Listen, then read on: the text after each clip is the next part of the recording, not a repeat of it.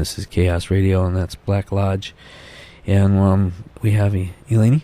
How are you? Yeah, Eleni. Eleni. So I'm going to give you a chance to introduce yourself, and we're just going to let our folks know that we're talking about one case in particular, the baby Veronica case, but I wanted to talk about how important it is for when Native children get adopted, that they need to be going back into a Native home. If we could talk a little bit about that, and first introduce yourself, and then we'll just share.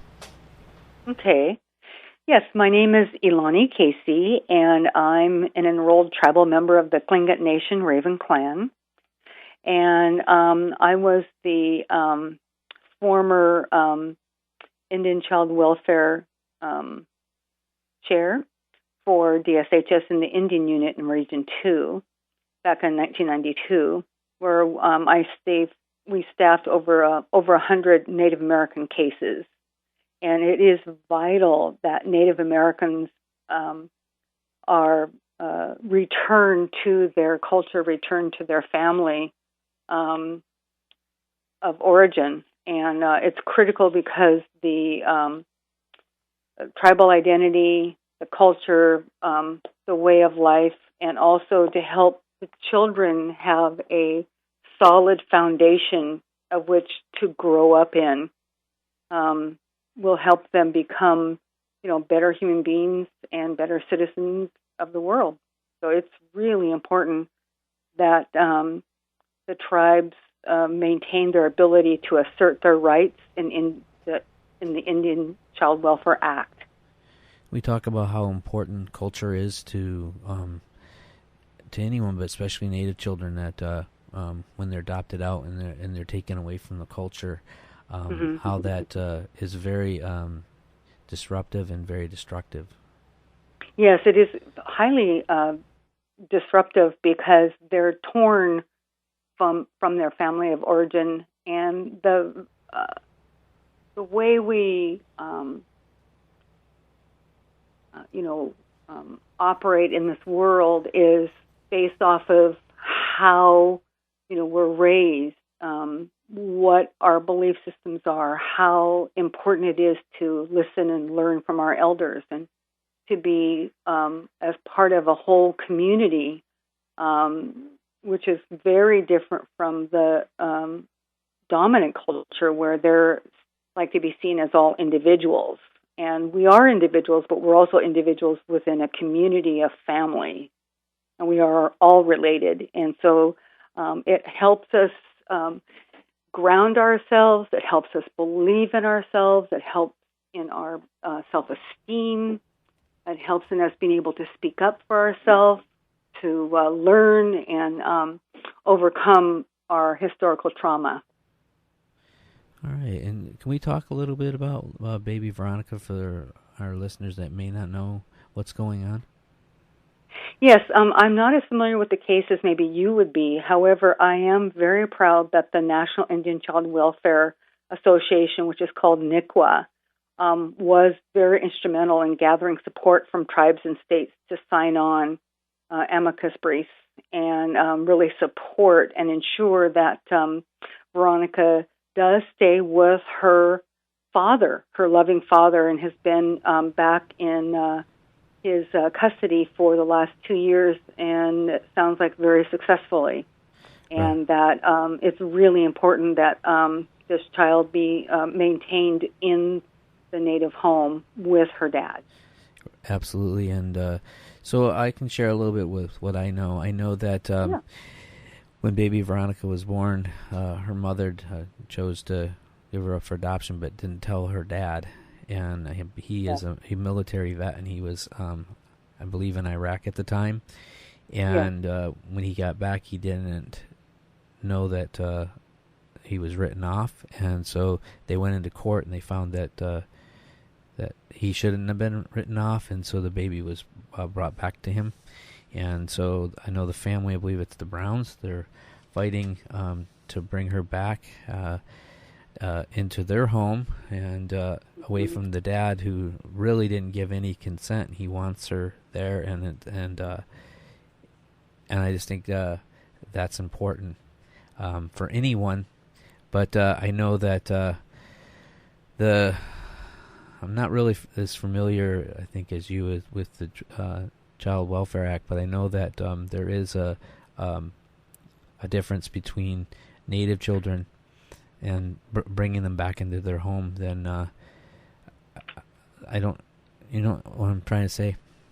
Like absolutely. There's a different kind of law. The Indian Child Welfare Act ensures that and reiterates that it is a legal connection we have with with Congress and with the United States, rather than a racial connection. It's a legal connection that we have with the Indian Child Welfare Act. And it's to maintain and handling of children, Native children, and how they're handled in terms of if there's child abuse and neglect or adoption cases. The ICWA, it's what it's called, the Indian Child Welfare Act, ICWA for short. It sets the minimum standards for handling the cases of Native children. It affirms the rights of tribal courts to adjudicate child abuse and neglect and adoption cases involving children on the reservation. And it establishes a preference for tribal courts to adjudicate child abuse and neglect cases in situations of concurrent jurisdiction. And because we can be more than one tribe, and so there's a whole series of requirements that have to take place for Native children who might be what they call enrollable. They may not be currently enrolled in their tribe, but they may be enrollable based on the tribe makes the determination of whether or not that child is a Native child or not. And so also the ICWA affirms and supports tribal jurisdiction in child welfare proceedings, which is really important so we don't lose our children anymore. That's critical. Absolutely, and I know that we talked a little bit about this is just another form of the extermination, genocide, genocidal approach that this place, the US.gov, is did against Native people since the policies that the United States government has set up is actually policies to oppress our indigenous people. And it was all in efforts to take away our land, to separate our families from each other, to disregard the fact that we're human beings. We weren't allowed to hold title to our own land. We were not allowed to practice our own spiritual belief systems, not until 1978. The whole idea was to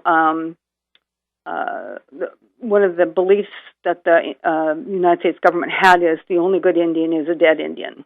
And so that way they can take the land. They can, without paying us, without, recognizing that, we're indigenous. and or to even recognize that we have rights and that we are tribes. And for example, that's why I was so glad that Cecile Hansen, the Duwamish tribal chairwoman, was also at the rally on September 2nd because she had an opportunity to speak out. They've been fighting for federal recognition from the U.S. government for years. They had it for a short, brief time, and then it was taken away from by the Bush administration. So you're absolutely correct. We need to always be vigilant in ensuring that our Native child's rights are adhered to and that the tribe's rights are also honored and respected through the ICWA.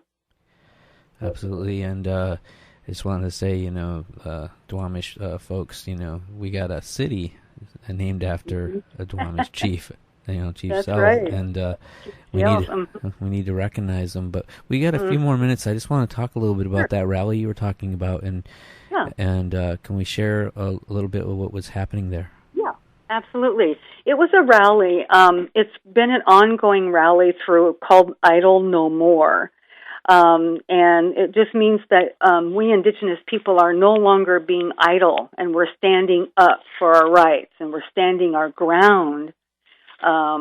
and ensuring that we're being heard, and that our basic rights and our basic legal requirements that the government has to enforce and ensure that we because we have treaties with the U.S. government, and that those have to be followed, especially when it comes to the ICWA.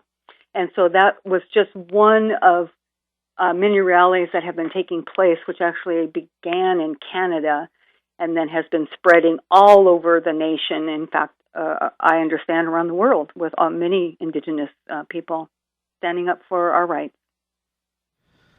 All right. And is there anything else that is going to be coming down our way, in Seattle, on this issue, or any issues that you'd care to share with us so we can show our support? Yes, I'm not sure what is planned for next.